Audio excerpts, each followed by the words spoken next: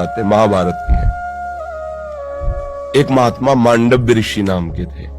वो हाथ उठाकर ऐसे, पहले बहुत कठिन तप संतों को करना पड़ा, कलयुग है तो अब तो नाम जप से ही काम, मंत्र जपो, नाम जप।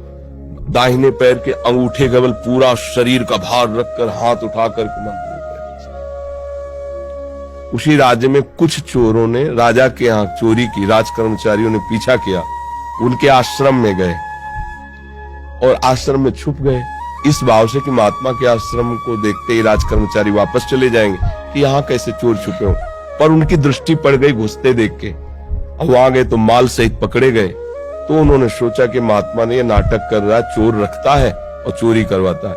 तो उसी अवस्था में मांडव्य ऋषि को भी ले गए और राजा के सामने पेश किया कि समस्त चोरों को पकड़ लाए तो उनका सूली की सजा दे दो। सूली की सजा बड़ी भयानक होती थी। एक भाले जैसे यंत्र में ऊपर से सीढ़ियों से ले जाकर उसे छोड़ा जाता था, गुदा द्वार से वो जितना घुस जाए भाले जैसा, अब उसे में टंगा है। अब प्राण शक्ति जितनी उसकी हो, जितने मिनट जिए, जितने घंटे जिए, कोई कोई घंटों जी जाता था, रक्तस्राव हो रहा है, तड़प रहा है, अब वो केवल एक सूली ऐसे लंबी ऊपर से छोड़ दिया और गुदा द्वार में जितना घुस गया यहां तक, अब वो तड़प तड़प के बड़ी भयानक मृत्यु होती थी। महात्मा को भी ऐसे किया गया।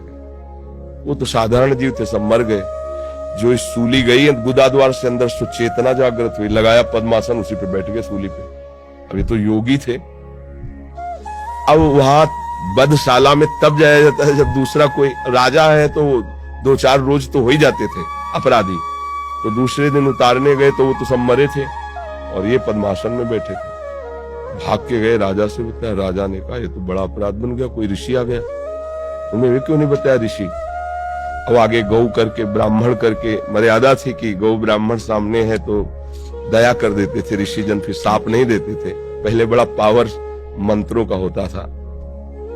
हाथ जोड़, महाराज हमें बिल्कुल पता नहीं कि आप यहाँ कैसे लाए गए, मुझे बिल्कुल पता नहीं, अब मुझे क्षमा कर दीजिए, मैं बिल्कुल नहीं। बोले मुझे आपसे कोई मतलब नहीं, पहले ये निकलवाओ सूली।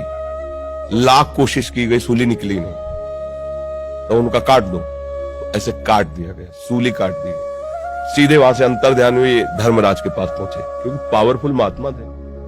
धर्मराज से कहा कि मैंने क्या ऐसा पाप किया जो तुमने दंड विधान किया, क्योंकि ऊपर हाई कमान तो वहां है ना, क्रिया यहां दिखाई दे रही, कारण तो वहां है ना, पूरा हिसाब किताब उनके पास। तो बड़े गुस्सा में थे। उनका गुस्सा मत होइए महाराज, आप देख लीजिए, जैसे अपने ना कि रिवर्स करके फिर वही सीन चला के दिखा दी टीवी में, तो वहां उन्होंने सीन दिखाई, ये 8 वर्ष के बच्चे हैं, खेल खेल में तितली को पकड़ा और उसकी गुदा के द्वार में बम्बूल का कांटा डाल दिया और छोड़ दिया। तड़प तड़प के तितली, काफी समय में बम्बूल का कांटा बड़ा होता है, तो जानते उसका परिणाम क्या आया, सूली उनके गुदा में डाली गई महात्मा होने पर भी। अच्छा, गुदा से कांटा निकाला नहीं तो सूली निकली नहीं। ये केवल मुंह जबानी कथा नहीं, महाभारत में भगवान व्यास देव जी ने इसको लिखा है। तो उनका नाम हुआ अणिमांडव्य। तब उन्होंने कहा कि हम नया नियम बनाते हैं, 14 वर्ष तक के बालक के पहले के अपराध जो है वो नहीं माने जाएंगे, वो मैं क्षमा करने का विधान बनाता हूं। और तुम मुझे बालक को इतना बड़ा दंड दिया उस खिलवाड़ का, इसलिए तुम मृत्यु लोक में जाओ, 100 वर्ष के लिए मैं तुम्हें साप देता हूं। तो वही विदुर जी के रूप में आए, साक्षात धर्मराज। अंश से युधिष्ठिर है लेकिन साक्षात धर्मराज विदुर जी के रूप में आए। अणिमांडव्य ऋषि के आज भी वसूली वैसी है। अब आप सोचो, एक महात्मा इतना बड़ा पावरफुल जो न्यायाधीश को भी मृत्यु लोक में भेज दिया दंड देके, उसकी सूली नहीं निकली, तो आप काकरोच को या किसी जीव को, मुझे लगता है कि हिसाब है, तो बचो, ऐसे कर्म मत करो इससे पाप हो।